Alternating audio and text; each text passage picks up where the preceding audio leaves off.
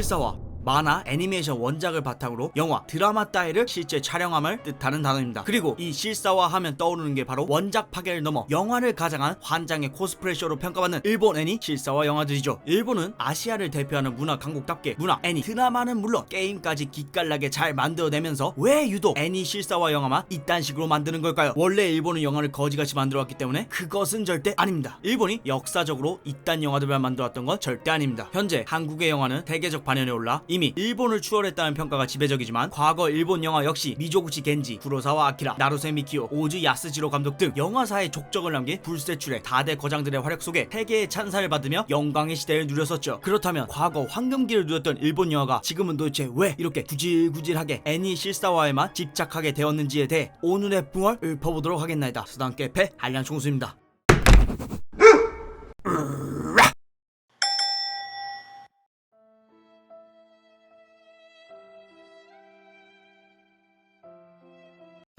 일본 영화의 수익 분배 구조는 한국보다 이빠이 불공평한데요. 통상적으로 한국은 영화 수익의 45%를 극장 측이, 남은 55%를 투자사와 제작사가 6대4의 비율로 나눠 가지는 형식을 취하고 있습니다. 그래서 한국의 제작진들은 흥행 대박을 한번 터뜨리면 자신들의 수익도 증가하기 때문에 다음 촬영에 쓸 수 있는 자금까지 원활하게 확보할 수 있어서 더 열심히 해야겠다는 사명감을 가질 수가 있죠. 이에 반해 일본에서는 영화 수익의 50%를 극장이 챙겨가고 남은 50% 중 10%를 배급사가, 40%는 투자자인 제작위원회에게 돌아간다고 합니다. 또한 역대급 흥행을 기록했다고 한들 감독의 로열티 역시 사전에 고정되어 있어서 흥행 개런티로 1%만 달라는 협상조차 받아들여지지 않는다고 하니 제작진 대표인 감독 역시 이처럼 개런티를 보장받지 못하는데 그 밑에 제작진들은 뭐 말할 필요도 없겠죠. 일례로 300만엔이라는 초저예산으로 31억엔이라는 어마무시한 수익을 달성한 영화 카메라를 멈추면 안돼 제작진이 단 한 푼의 개런티도 받지 못했다는 일하나? 어느 가족 브로커를 제작한 현재 일본을 대표하는 세계적인 감독 고레에다 역시 영화 자금 조달에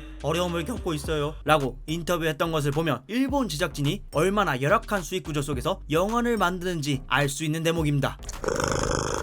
이런 거지같은 수익 구조는 비단 촬영 스태프뿐만이 아니라 일본의 배우들에게도 해당되는데요. 상황이 얼마나 심각한지 일본의 영화 배우들은 반드시 드라마나 광고 촬영을 병행해야만 겨우 생계를 이어갈 수 있어서 업계에서는 일본에서 영화 배우는 존재하지 않는다는 말까지 나오고 있다고 합니다. 참고로 한국을 대표하는 영화 배우 송강호 씨는 1990년 데뷔 이래 지금까지 단 한 편의 드라마에도 출연하지 않고 지금의 자리에 올랐으며 송강호뿐만이 아니라 한국 대다수의 배우들 역시 드라마로 인지도를 쌓은 뒤 영화계에 진출하고자 하는 것과는 상당히 대조되는 모습입니다. 아무리 노력해도 돈을 벌 수 없는 제작진, 영화 배우로서는 생계를 유지하기 힘든 짜디 짠 출연료 등 이렇게 올드해도 너무나도 올드한 영화 수익 분배 구조는 일본인들이 양질의 자국 영화를 자주 볼 수 없게 된 대표적인 이유 중 하나입니다.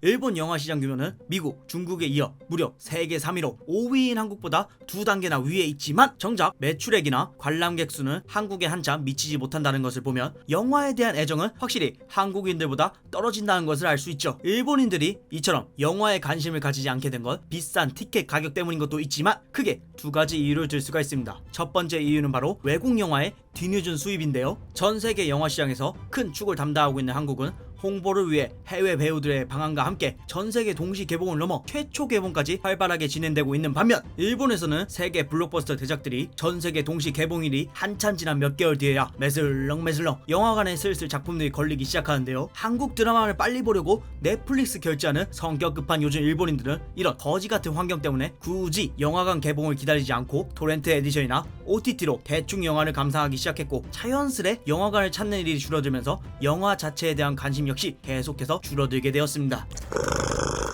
더군다나 일본 영화 배급을 독식하고 있는 메이저 3사가 연간 항공 운행 계획처럼 영화관의 1년 스케줄을 작품별로 미리 정해놓는 블록 부킹 시스템으로 운영되고 있는데요. 프리 부킹 시스템을 따르고 있는 한국과는 달리 블록 부킹으로 운영하고 있는지라 흥행에 따라 상영관을 늘리는 유연한 대처가 불가능해서 관객들은 불편함을 호소할 수밖에 없습니다. 가뜩이나 애니 극장판 말고는 볼 것도 없는데 거지같은 배급 시스템에서 해외 인기작까지 늦게 수입되고 있으니 오리지널 영화에 대한 관심 자체가 계속해서 떨어질 수밖에 없는 구조죠.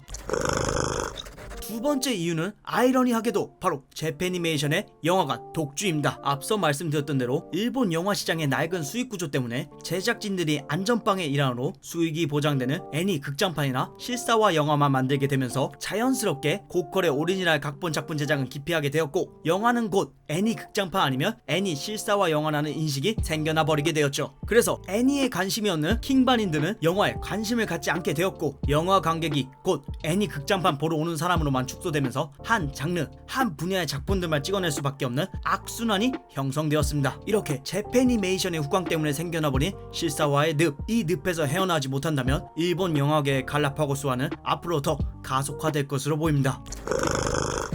일본 영화계가 발전하지 못하게 된 데에는 관행이남에 유지되고 있는 꼰대 제작 문화도 크게 한몫하고 있습니다. 일본에서는 영화를 제작할 때 제작위원회에서 복수의 출자사와 함께 공동투자 사업을 진행하고 있는데요. 일본 경제산업성에 따르면 일본에서 제작하는 상업영화의 99%가 제작위원회의 방식을 거쳐서 만들어지고 있다고 합니다. 다시 말해 일본의 거의 모든 상업영화는 해당 기구에서 정해놓은 기준에 맞춰 각본부터 감독, 배우, 캐스팅까지 일일이 승인받은 후에야 비로소 본격적인 영화 제작에 착수할 수 있다는 뜻이죠. 이렇게 사소한 거 하나하나 간섭받는 것도 짜증나는데 기관이 또 만장일치 방식으로 의사결정을 진행하고 있다 보니 특색 있는 독특하고 비상업적인 장르의 작품이나 흥행성이 떨어질 수밖에 없는 순수 예술 분야는 죽을 수밖에 없는 그야말로 비효율의 끝판왕 구조를 따르고 있다고 볼 수 있죠. 물론 이런 방식은 출자사와 합의를 거쳐 진행하기에 투자사와 협의도 편하고 흥행 실패의 책임 또한 제작위원회 측이 지기 때문에 겉보기엔 빗살 좋아 보입니다. 그렇지만 자유로운 제작 환경을 선호하는 제작진들이 이 같은 시스템을 반드시 거쳐야 하다 보니 간섭도 비교적 덜 받을 수 있고 안정적인 수익까지 보장해주는 애니 극장판이나 실사화에만 쏠리게 되는 현상만 가중시키고 있는 판국입니다.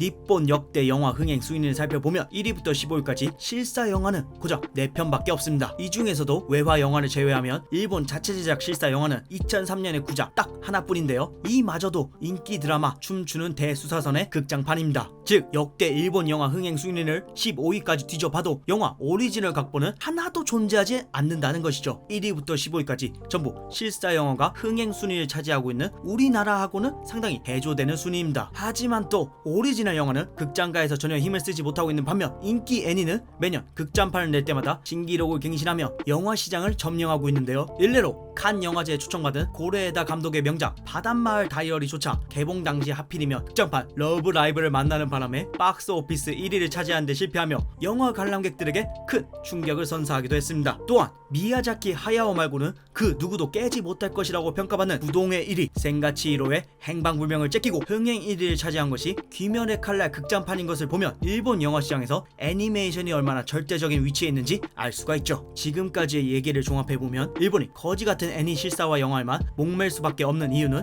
거지같은 영화 수익 분배 시스템과 더불어 꼰대 제작 앤 배급 문화 속에서 그나마 영화관을 찾아서 즐겨주는 일본 자국민들이 애니 극장판을 찾는 팬들이니까 그 절대적인 원작 애니 인기에 편승하면 제작도 쉽고 안정된 수익과 인기까지도 보장받을 수 있기 때문입니다. 이런 배경 때문에 세간에서는 망작 회작을 넘어 환장의 코스프레 똥꼬쇼라고 손가락질 받더라도 애니 실사판 바지가랑이만 붙들고 늘어질 수밖에 없는 것이 바로 지금 일본 영화계의 현실이죠.